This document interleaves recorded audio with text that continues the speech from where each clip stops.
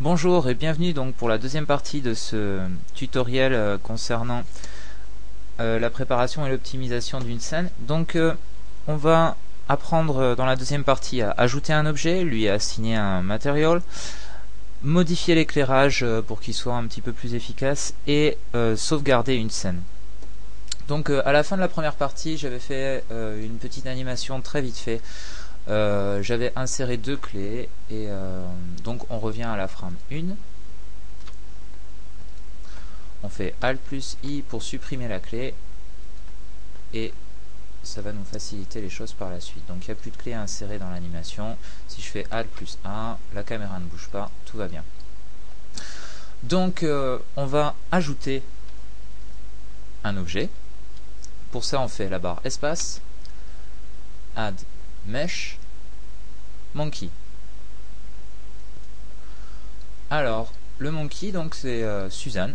Suzanne c'est la mascotte de Blender. Donc vous pouvez voir c'est une tête de singe. On va la lisser un petit peu avec le modifier Subsurf ici. Donc vous voyez elle a tout de suite une tête un peu moins carrée.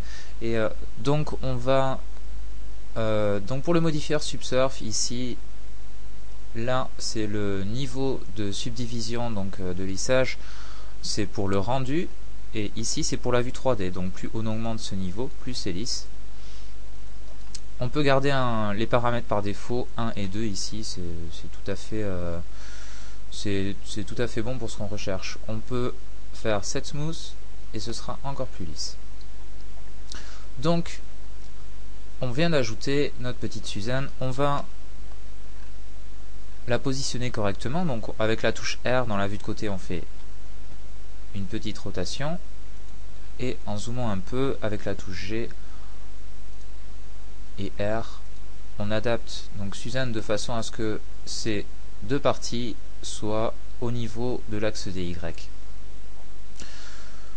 Donc là on a notre Suzanne et on va ajouter un sol, donc touche espace, Add Mesh, Plane. Ensuite avec la touche S on agrandit ce sol et on fait un rendu. Donc on voit bien ici notre Suzanne et l'ombre projetée donc sur le plan avec notre lampe.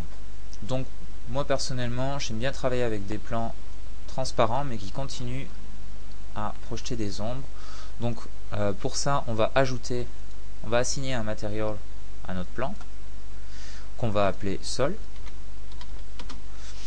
Et ensuite on va aller dans l'onglet Shader et on va cliquer sur Only Shadow. Donc ça va dire à Blender que notre plan est complètement transparent, ne réfléchit rien du tout, ne renvoie rien du tout. Par contre il va juste accepter les ombres et c'est ce qui nous intéresse.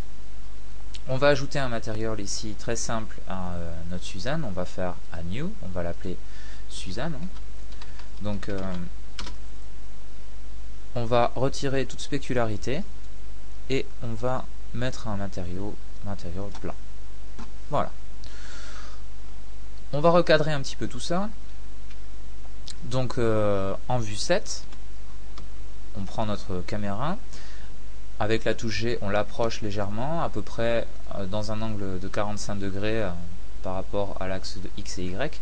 Et ensuite, dans la vue de côté, on bouge notre caméra ici de façon à être un petit peu plus près et plus bas. On peut recentrer également, donc avec l'aide de l'Empty, la vue finale. Donc ici, les pointillés dans la vue 0, donc caméra, dans les pointillés, donc nous montre la limite de la zone de rendu. Là, si je fais un rendu, donc on est beaucoup plus près et ce qu'on peut voir, c'est qu'au niveau éclairage, on n'est pas encore bien. C'est-à-dire que toutes les parties noires ici sont très noires et la partie éclairée nous donne pas tous les volumes comme on le voudrait. Donc ce qu'on peut faire, c'est modifier l'éclairage. On va faire un éclairage à 3 points. On va supprimer la lampe, X, Erase Selected Object, et on va ajouter une autre lampe, on va faire Add, lampe, spot.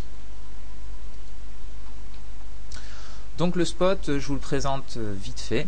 Donc il a deux options principales pour les ombres, c'est le ray shadow et le buffer shadow. Ce qu'il faut retenir sur ces deux options, c'est que le buffer shadow, il n'utilise pas le lancer de rayons. Le ray shadow lui donne une très belle ombre si on le paramètre correctement. Donc là on va prendre ray shadow, même si ce n'est pas très important pour la scène qu'on va faire. On va monter notre spot vers le haut. On va prendre un point de pivot, donc central avec le curseur 3D. Si le curseur 3D n'est pas au centre, vous pourrez faire Shift plus C et C pour recentrer la scène. Ensuite, donc retour dans la vue de côté, on fait une rotation à peu près à 45 degrés. Dans la vue de haut, on fait une rotation à peu près à 45 degrés aussi. Et on augmente l'énergie de notre lampe à 1.2.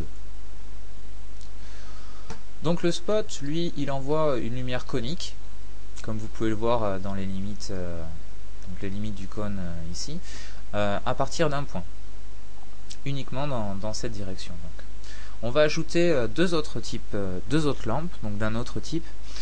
On va faire add, lampe, EMI.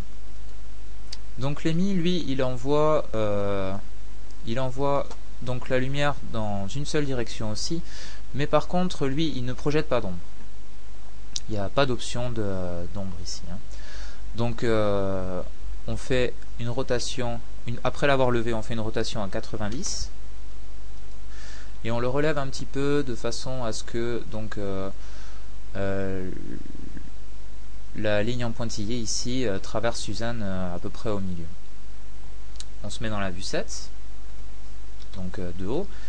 On fait Shift plus D pour le dupliquer. Ah non, attendez, j'ai oublié de faire un petit paramètre avant de dupliquer. Donc, vous mettez l'énergie à 0.3. Donc, Shift plus D pour le dupliquer et R 90. Donc ça, dans la vue de haut. Là, on va pouvoir faire un premier rendu pour voir un petit peu les paramètres, qu'est-ce que ça donne. Donc ça donne quelque chose de pas trop mal. On voit pas toute l'ombre, ça on peut le recadrer, avec l'empty, donc on a préparé tout à l'heure. Voilà notre cible. Voilà, là donc on a quelque chose déjà de beaucoup mieux au niveau du volume, au niveau de l'éclairage. Donc pour ce qui concerne les ombres, comme je vous l'ai dit tout à l'heure, il y a différents paramètres. Donc là, quand on augmente le soft size ici, donc on a une ombre floue, normalement. J'ai peut-être pas assez abusé.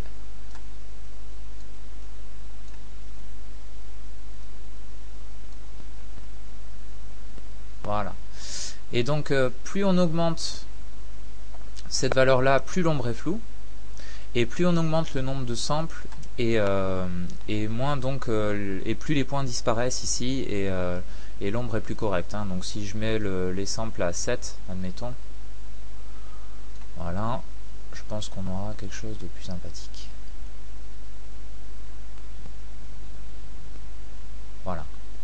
Donc forcément, plus on augmente ces valeurs, particulièrement la valeur sample, plus le rendu est long. Mais comme vous pouvez voir, ça donne déjà une ombre très sympathique. Donc je vais pas finir le rendu. Donc pour stopper un rendu en cours, c'est la touche Escape. Et donc je remets ma valeur à 1 et ici aussi ma valeur à 1. Ok, très bien. Donc à partir de là, vous avez encore d'autres options donc pour améliorer votre éclairage. Vous pouvez modifier les couleurs de vos lampes.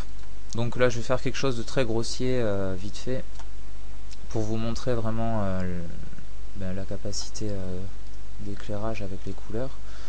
Donc là je vais prendre un orange sur le spot et sur l'EMI qui est sur le côté, je vais faire une lumière bleue, limite violacée.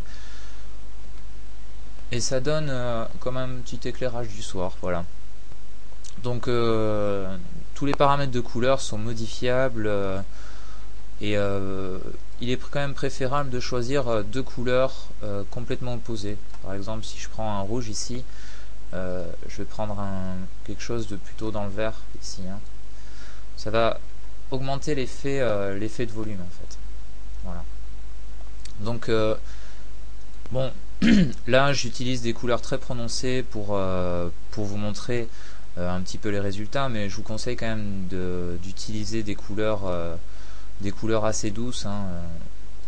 Faut pas trop abuser non plus sur les paramètres, surtout que c'est un fichier donc il va vous servir après pour comme fichier de base. Hein. C'est voilà. Donc là on a quelque chose d'assez sympathique. Bien, donc concernant l'éclairage on a fini. Donc ça c'est un éclairage à 3 points. Donc une lumière qui projette les ombres et deux autres donc qui sont là pour éclairer un petit peu les zones complètement noires. Ensuite donc pour sauvegarder notre fichier là tel qu'il est, donc on peut donc supprimer Suzanne X, supprimer le plan X, on se remet en vue 1, là on vérifie bien qu'on est en vue 0 et ici en vue 3 de côté, et on fait File, Load, Save Default Settings. Donc si vous faites cette option, quand vous démarrez Blender la prochaine fois, vous tomberez sur ces paramètres là, donc ce sera plus la peine de régler, etc. Vous aurez déjà un éclairage à 3 points de fait, et ainsi donc qu'une caméra prête et réglée avec une cible très facile à paramétrer. Voilà, donc c'est fini pour la partie préparation de notre scène. Prochaine opération, ça va être modéliser donc notre premier objet. On va faire un ballon de basket. Voilà. Allez, bonne journée, au revoir.